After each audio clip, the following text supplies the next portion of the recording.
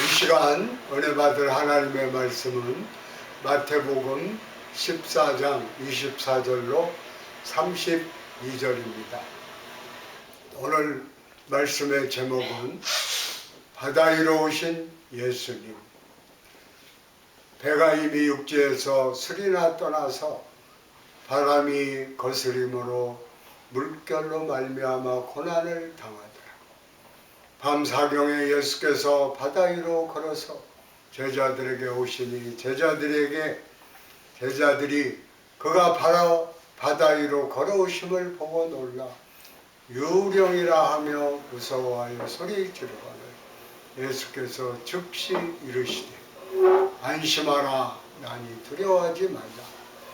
베드로가 대답하여 이르되 주여, 만일 주님이시거든 나를 명하사 물 위로 오라 하소서 하니 오라 하시니 베드로가 배에서 내려 물 위로 걸어서 예수께로 가되 바람을 보고 무서워 빠져가는지라 소리지러 이르되 주여, 나를 구원하소서 하니 주님께서 즉시 손을 내밀어 그를 붙잡으시며 이르시되 믿음이 작은 자여 왜 의심하였느냐 하시고 함께 오르니 바람이 그치는지라. 아멘. 우리가 한 번뿐인 인생을 살아가는데 평범하게 한평생을 살아가는 것도 큰 복입니다. 태어나면서부터 장애를 갖고 태어난 분은 그 선천적인 장애로 인해서 평생 동안 누구에게도 그 고통과 아픔을 제대로 이해하지 못하고 힘들고 어려운 인생을 살아가면 합니다. 또 살다가 후회석으로 장애를 당한 분, 우리가 모든 문제와 어려움을 이겨내고 우리 마음의 기쁨과 평안함을 가지고 살아갈 수가 있습니다. 예수님을 내 삶의 주인으로 모시고 사는 것이 행복이요, 은혜요, 기쁨이요, 사실을 잊지 않게 보시기를 바랍니다. 그럼에도 불구하고 우리가 이 세상을 살아가는 동안 끊임없이 풍랑이 다가옵니다. 첫째로 고난의 풍랑입니다. 마태복음 14장 24절 배가 이미 육지에서 수리나 떠나서 바람이 거스림으로 물결로 말미암아 고난을 당하다. 예수님의 제자들이 갈릴리 바다를 건너가다가 풍랑을 만났습니다. 그런데 그들이 풍랑을 만나게 된 이유는 그 배에 예수님을 모시고 있지 않았기 때문입니다. 예수님은 홀로 산에 기도하라고 하시고 더듬은 배를 타고 갈릴리 바다를 건넌 것입니다. 예수님이 산에 기도하러 올라가면 다 같이 따라 올라가서 같이 기도했어야 했는데 자기들이 먼저 건너가라고 말씀하셨다고 해서 먼저 배를 타고 건너가다가 풍랑을 만난 것입니다. 그렇습니다. 우리가 인생을 살아가면서 왜 우리에게 고난의 풍랑이 다가오느냐? 배의 선장 되시는 예수님을 모시지 않았기 때문에, 내 삶의 주인 되시는 예수님을 모시지 않았기 때문에 풍랑이 다가오는 것입니다. 우리는 이 세상 살아가면서 우리 혼자 힘으로 살아갈 수가 없어요. 우리에게 다가오는 그 많은 문제를 스스로 헤쳐나갈 수가 없습니다. 그러므로 우리의 배에 선장 되시는 예수님을 모셔야 합니다. 내가 내 삶의 주인으로 살지 말고 예수님을 내 삶의 주인으로 모시고 내 배의 선장으로 모시고 살아갈 때 우리는 모든 풍랑을 이겨내고 하나님의 은혜와 축복 가운데 살아갈 수 있게 되는 것입니다. 왜 내게 풍랑이 다가오느냐? 대부분의 경우에 내가 주님 뜻대로 살지 못하기 때문에 내 배에 예수님을 모시지 많았기 때문에 나의 잘못으로 인하여 주님이 우리를 깨뜨리시려고 고난의 풍랑을 보내주시는 것입니다. 회개하라고 고난의 풍랑을 보내주시는 것입니다. 그래서 풍랑을 만날 때 우리는 주님 앞에 회개하고 돌아 나와야 합니다. 그는 저를 용서하여 주옵소서. 제가 주님 뜻대로 살지 못했습니다. 교만했습니다. 주님 저를 용서하여 주시옵소서. 이렇게 기도할 때 주님께서 그 기도를 들어주십니다. 다윗이 고난을 당하여 하나님 앞에 부르짖어 기도합니다. 시편 22편 1절로 2절에 내 하나님이여 내 하나님이여 어찌 나를 버리셨나이까. 어찌 나를 멀리하여 돕지 아니하시오며 내 신음소리를 듣지 아니하시나이까. 내 하나님이여 내가 낮에도 부르짖고 밤에도 잠잠하지 아니하오나 응답하지 아니하시나이다. 19절 20절입니다. 야훼여 멀리하지 마옵소서. 나의 힘이시여 속히 나를 도우소서. 내 생명을 칼에서 건지시며 내 유일한 것을 세력에서 구하옵소서. 고난당하여 그 고통 가운데 주님께서 기도했습니다. 주여 나를 도우소서. 여러분이 문제를 만났을 때, 어려움을 당할 때, 가정의 풍랑이 일어날 때, 육신의 질병의 풍랑이 일어날 때 주님 앞에 회개하고 부르짖어 기도해야 됩니다. 주여 나를 살려 주옵소서. 나를 불쌍히 여겨서 나를 절망 가운데 건져 주옵소서. 아멘. 그때 주님이 우리를 만나주시고 우리를 모든 절망 가운데서 어려움 가운데서 건져주실 것입니다. 개그맨 김진시 간증입니다. 그는 어렸을 때부터 딕 장애가 있었습니다.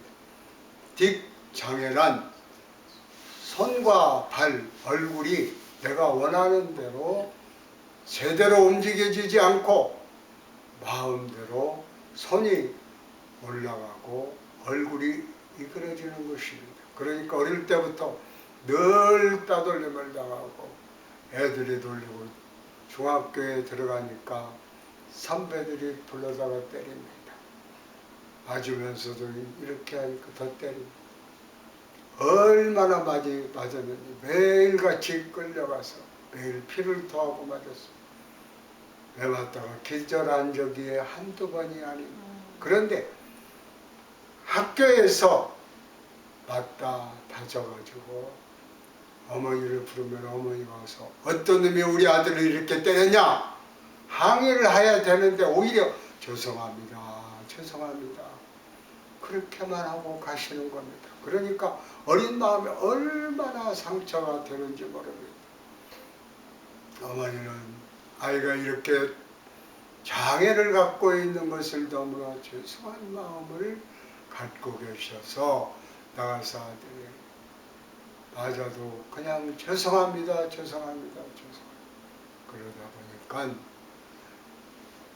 중고등학교 시절에 그의 삶은 매일같이 배 맞고 피를 토하고 들어오는 날들이었어요. 그가 KBS 20기 공채를 통해서 개그맨으로 방송을 하게 되었는데도 이 딕 장애로 인해서 오랫동안 방송을 하지 못하고 금방 그만두게 됩니다. 그 딕 장애의 풍랑 가운데서 주님을 만났어요. 예수 믿고 변화되었습니다. 새 사람이 되었습니다. 하나님께서 장애도 고쳐주시고 예수 믿고 난 다음 아주 믿음 좋은 아내도 보내주셔서 그래서 결혼하고 또 자녀도 낳고 행복한 가정을 이루고 지금 살고 계십니다. 아멘 할렐루야. 고난의 풍랑 중에 주님을 만났지만 이제 하나님의 사람이 되어서 이제 자기를 때리고 괴롭힌 사람들을 용서하며 살고 있어요. 그리고 학교에서 학교 폭력이 얼마나 무서운 것이고 얼마나 그 문제가 많은지. 그래서 이제는 학교 폭력을 방지하기 위해서 자기는 어디든지 가서 학교에 가서 어느 학교든지 가서 학생들을 위해서 강의하겠다고 하는 주님의 귀한 사명을 가지고 주님의 일꾼으로 귀하게 쓰임받고 있습니다.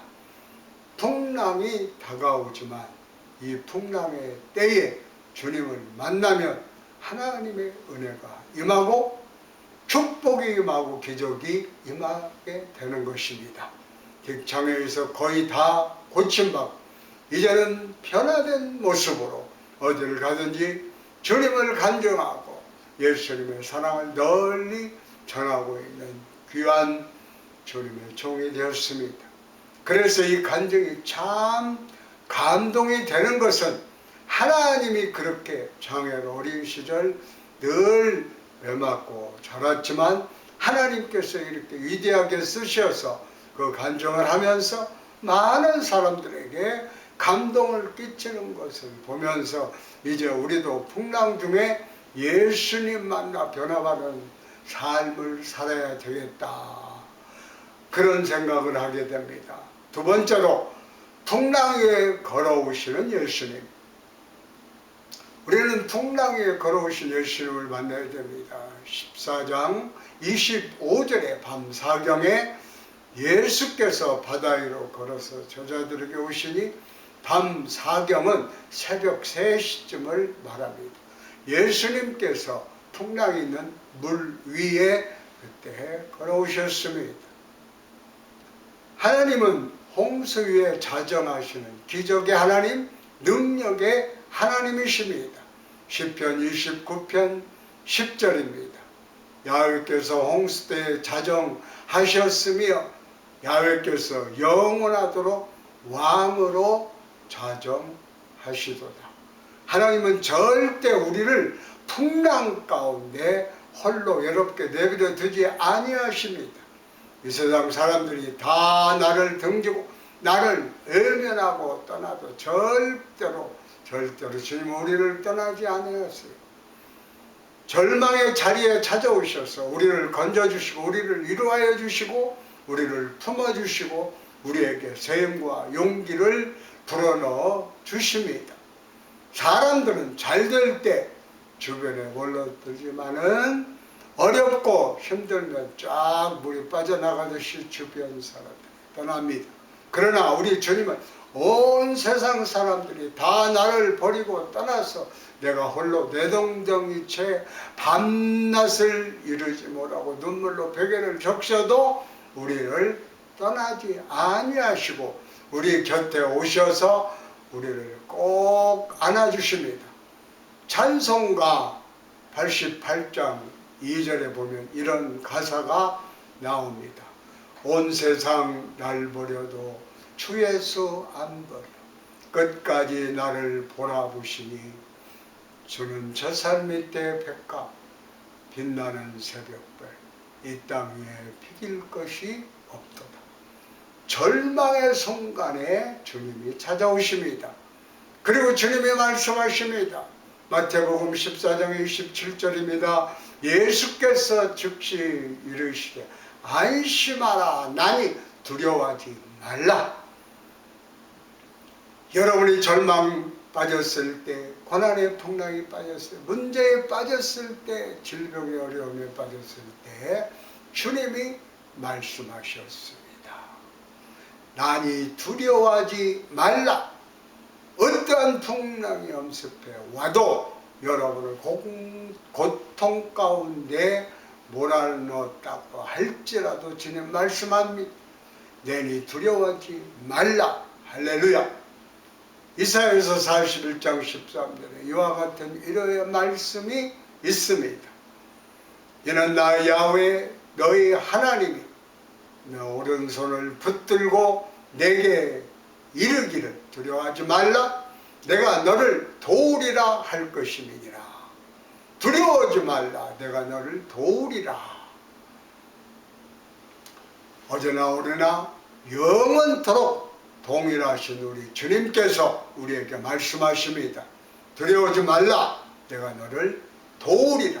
아멘. 내가 너와 함께 하리라. 아멘. 내가 너를 영원히 떠나지 아니하리라.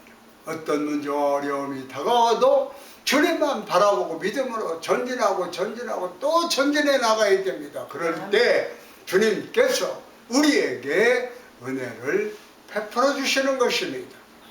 다윗이 일생을 살아가는 동안 수많은 풍랑을 만났는데 그때마다 고난의 풍랑에서 주님이 건져주시고 그와 관련해 이와 같은 고백을 합니다. 시편 23편 4절. 여러분도 다 잘 아시죠? 내가 사망의 엄청한 골짜기를 다닐지라도 해를 두려워하지 않을 것은 주께서 나와 함께 하심이라. 죄의 지팡이와 막대기가 나를 안위하시나이다. 주께서 죄의 지팡이와 말씀의 지팡이와 성령의 막대기로 성령의 검으로 나와 함께 하십니다. 할렐루야. 그렇기 때문에 우리는 절대로 흔들리지 말고 낙심하고 약해지지 말고 절대 긍정, 절대 감사의 믿음으로 무장해서 믿음으로 전진해 나아가야 합니다. 고난의 풍랑을 만날 때 주님께서 우리에게 원하시는 것은 믿음으로 나아가는 것입니다. 셋째로 우리의 믿음을 보시는 예수님입니다. 베드로가 저 멀리서 오시는 예수님의 모습을 보았습니다. 그리고 외쳤습니다. 14장 28절. 베드로가 대답하여 이르되 주여 만일 주님이시거든 나를 병하사 물 위로 오라 하소서 하시니 예수님이 부르십니다. 29절에 오라 하시니 베드로가 배에서 내려 물 위로 걸어서 예수께로 가되 베드로가 주님이신 걸 알고 외쳤습니다. 주님이시여 나를 오라 하소서. 베드로는 조금 성격이 급했습니다. 그래서 급한 성격 때문에 대답도 잘하고 야단도 맞고 그랬습니다. 그런데 주님이시면 나를 오라 하소서. 아멘. 지금 주님이 물 위로 걸어오시는데 오라 부르니까 그냥 아무 다른 생각 없이 물 위로 걸었습니다. 아멘. 걷다가 갑자기 생각이 들어와서 내가 지금 어디를 걷고 있지? 순간 옆 풍랑을 바라보니까 아이고 내가 물 위를 걷고 있네, 내가 죽었네 하는 두려움과 무서움, 이것이 오니까 그 순간부터 물에 빠지기 시작하는 겁니다. 14장 30절입니다. 바람을 보고 무서워 빠져가는지라 소리질러 이르되 주여 나를 구원하소서. 베드로가 주님만 바라보고 갔더라면 절대 안 빠져. 아멘. 왜 주님이 오라고 부르셨습니까? 우리가 약속의 말씀을 붙들고 말씀대로 살면 우리가 절대로 절망에 빠지지 않습니다. 문제에 빠지지 않습니다. 아멘. 시험에 빠지지 않습니다. 아멘. 왜 시험에 빠지고 절망에 빠지고 왜 문제 가운데 빠지느냐? 주님께로부터 눈을 떼고 사람을 바라보고 환경을 바라보고 내 연약한 자신을 바라봤기 때문에 빠지는 겁니다. 왜 시험에 듭니까? 주님을 바라보면 절대 시험에 안 드는데 사람을 바라보고 사람의 얘기를 들으니까 시험에 드는 거예요. 문제에 빠지는 거예요. 우리는 늘 우리의 믿음이 주님 앞에 바로 서 있는지 우리 자신을 바라봐야 합니다. 절대로 물에 빠져있는 신앙으로 살면 안 됩니다. 믿음의 주여 온전케 하시는 예수님만 바라보고 살아가는 우리 모두가 되어야 되겠습니다. 히브리서 12장 2절 말씀입니다. 믿음의 주여 또 온전케 하시는 이 예수를 바라보자. 주님께만 딱 시선을 고정하고 믿음으로 나아가라고 하는 것입니다. 영어 성경 번역에 보면 Let us fix our eyes on Jesus 이렇게 되어 있는데 우리 다 같이 시선을 주님께 고정시키자 이렇게 되어 있어요. 시선을 주님께 고정시키자. 이 말은 곧 주님만 바라보고 나아가면 우리는 백전백승. 그러나 환경을 바라보고 사람을 바라보고 내 자신을 바라보면 빠져들게 됩니다. 시험에 빠지고 염려근심 걱정에 빠지고 문제에 빠지는 것입니다. 아무리 힘들고 어려워도 아무리 풍랑이 거세도 주님을 바라보고 나아가면 우리는 풍랑을 거슬러 승리하는 삶을 살아갈 수가 있어요. 아멘. 믿음으로 걸어갈 수가 있습니다. 아멘. 주님만 바라보고 나가는 여러분 모두가 되시기를 바랍니다. 아멘. 절대로 사람 바라보고 환경 바라보고 흔들리게 되지 않기를 바랍니다. 누가 뭐라고 그런다고 금방 시험에 들고 낙심하고, 누가 나를 없인 여기고 무시하면 낙심하고 상처받고 분노하고 그러지 말고, 누가 나를 알아듣든지 안 알아듣든지 무시하든지 안 무시하든지 나에게 뭐라 그러든지 간에 주님만 바라보고 믿음의 주여 온전케 하시는 주님을 바라보고 나아가야만 합니다. 아멘. 그러나 혹시 우리가 사람을 바라보고 환경을 바라보고 물에 빠졌을 경우에도 주님이 오셔서 우리를 붙들어 건져주십니다. 아멘. 14장 31절입니다. 예수께서 즉시 손을 내밀어 그를 붙잡으시며 이르되 믿음이 작은 자여 왜 의심하느냐 하시고, 주님께서 베드로에게 말씀합니다. 믿음이 작은 자여, 믿음이 작은 자여, 나를 바라보고 아멘. 믿음으로 왔으면 그냥 와야지 왜 의심하고 걱정하고 물에 빠져드느냐. 우리가 시험에 들 때 주님이 말씀하십니다. 믿음이 작은 자 왜 시험에 드느냐. 우리가 무슨 일 때문에 충격을 받고 상처를 입으면 믿음이 작은 자여 왜 충격을 받고 상처를 받느냐 말씀하실 것입니다. 오늘 여러분에게 필요한 것이 절대 긍정, 절대 감사의 믿음입니다. 아무리 힘들어도, 아무리 어려워도, 아무리 큰 문제가 되게 큰 풍랑이 다가온다 할지라도 주님만 바라보고 믿음으로 나아가는 여러분 되시기를 축원합니다. 아멘. 그때 하나님의 은혜가 임하게 됩니다. 주님께서 그를 붙드셔서 물에서 건져주시고 배에 오르시니 풍랑이 잠잠해졌습니다. 14장 32절입니다. 배에 함께 오름에 바람이 그치는 주라. 예수님께서 위에 우리 배에 오르시면 풍랑이 잠잠해집니다. 개인의 문제, 가정의 문제, 생활의 문제, 직장의 문제, 사업의 문제, 어떤 문제의 풍랑이 일고 있어도 잠잠해지는 것입니다. 얼마나 감사해요.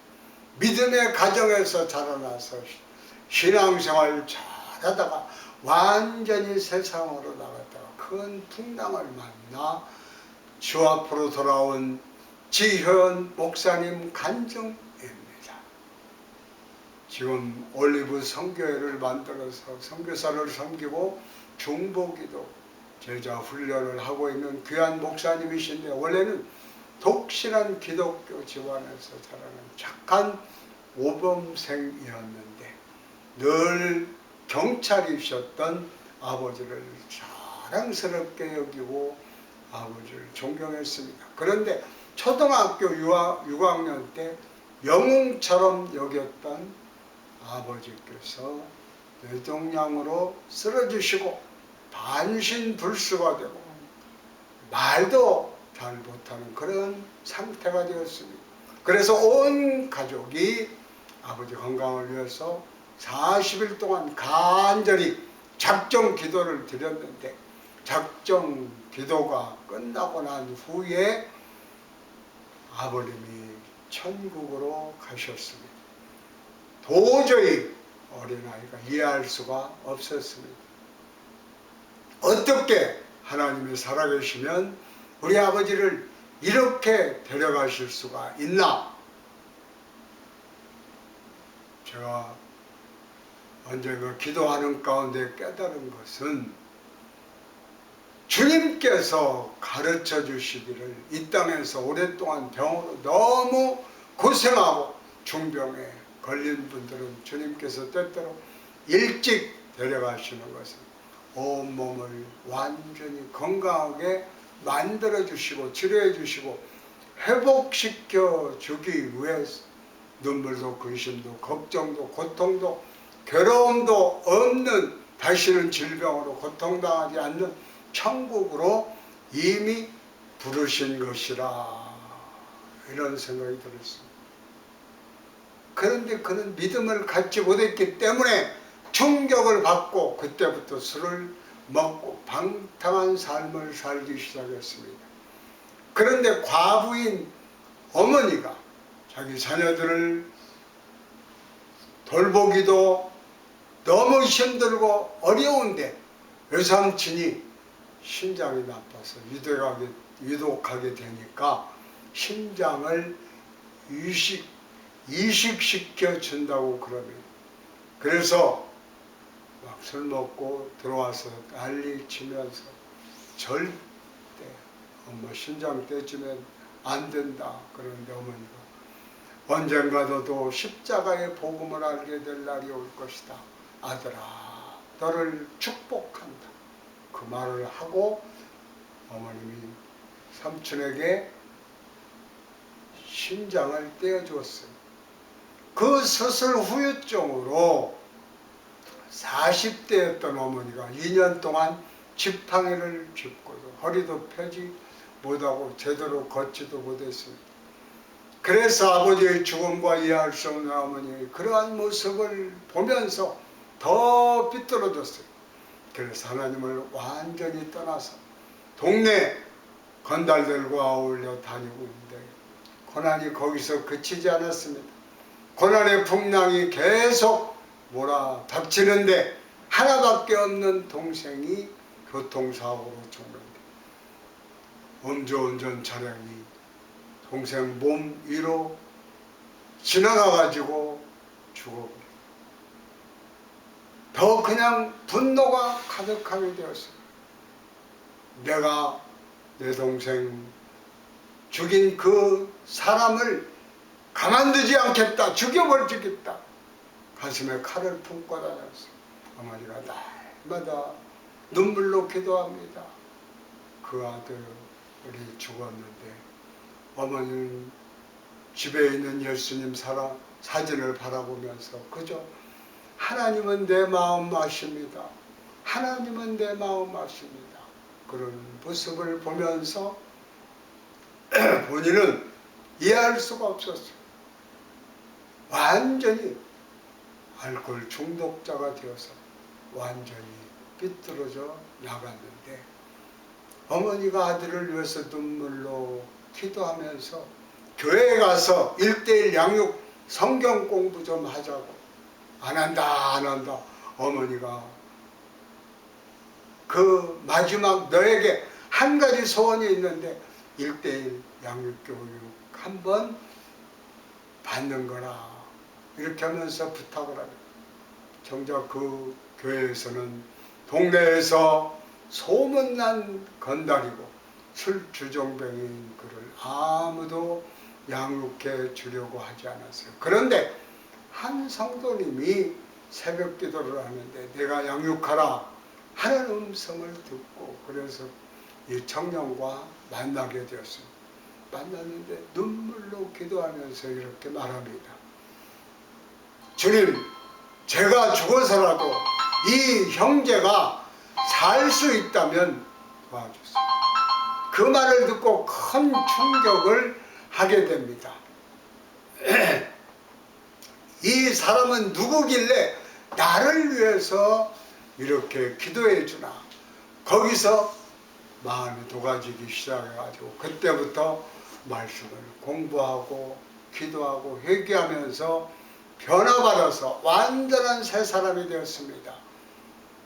목사님까지 되었습니다. 할렐루야. 그런데 고난의 풍랑이 거기서 멈추지 않았어요. 몇 해 전에는 어머니가 길에서 쓰러지셨는데 어머니가 병원에 입원하고 보니까 치매가 온 거예요. 그래서 모든 기억을 다 잃어버리고, 그런데 알츠하이머 치매에 걸렸는데도 입에서 중얼거리는 말씀은 하나님 고난을 주셔서 감사합니다. 중보자로 세워주셔서 감사합니다. 아무 기억도 못하면서 성경 말씀을 외우면서 이 말씀은 중얼거리더랍니다. 그런데 고난의 풍랑이 얼마나 거센지 어머니를 돌보는 아내마저 과로해서 또 쓰러졌습니다. 그래서 어머니도 돌봐야 됐고 아내도 돌봐야 됐고, 그런데 하나님이 얼마나 은혜를 주셨는지 그 고난의 풍랑 가운데서 어느 날 집에서 설거지를 하는데 감사 찬양이 그 입에서 나왔어요. 아멘. 주께 감사하세 그는 선하시며 인자하시며 영원히. 아멘. 할렐루야. 감사하고 또 감사하고 또 감사했더니 6개월 만에 기적이 일어났습니다. 치매로 아무 기억도 없던 어머님이 다시 정신이 회복되어서 정상으로 돌아왔어요. 고난 가운데 고통당하는 분에게 이렇게 말합니다. 가장 중요한 것은 예배자로 사는 것입니다. 아멘. 인생의 희로 애락 가운데 주님의 은혜와 공예를 구하면 하나님께서 그 마음의 힘과 용기를 주십니다. 우리는 하늘로부터 내려오는 거룩한 공급이 없이는 살 수가 없습니다. 아멘. 여러분, 고난의 풍랑은 우리에게 누구에게나 다가옵니다. 그러나 풍랑 위로 걸어오시는 주님을 바라보고 믿음으로 전진 또 전진해 나감으로 모든 문제 어려움을 이겨내고 승리의 삶을 살아가는 여러분 모두가 되시기를 축원합니다. 아멘. 절대 긍정 절대 감사히 믿음으로 전진하시고 또 전진하세요. 어떤 거센 풍랑이 다가오도 넉넉히 감당하고 이길 수 있습니다. 절대로 포기하지 말고 물러서지 말고 주님만 바라보고 나가는 여러분 모두가 되시기를 축원합니다. 우리 다같이 복음성과 주님의 은혜 손을 1절 찬양하시겠습니다. 주님의 은혜 손을 꼭 잡고 가소서. 약하고 피곤한 이 몸을 폭풍의 흑암속 해치사 빛으로 손잡고 날